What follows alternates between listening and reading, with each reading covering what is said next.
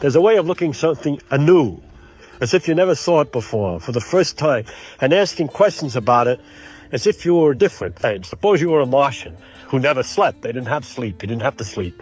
And you came down to this earth and you saw these people had this funny property that every day for a certain amount of time they had to lie down and become unconscious. And what happens to your ideas run along and suddenly they stop?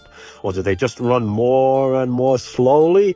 But what happens to your ideas? How does it feel to become unconscious, Saul? Well, what is that when we dream? That's a language, symbols. They're the symbols of a language. So what happens is when you have a dream, it is actually speaking a certain language to you. What you've got to do then is try to interpret the dream, which means finding out what that language is trying to tell you. There was a message here. Okay, how am I going to decode that message? So you work with the symbols you've got, and you can usually figure it out. I mean, if you actually put things how does this relate to that? How does that relate to this? You can actually put those things together and come up with a reasonable interpretation of what the message was. How is it that during the dream time, you have a crystal clear, full color dream, and whatever that is in that dream happens the next day or next week or the next month or 10 years later?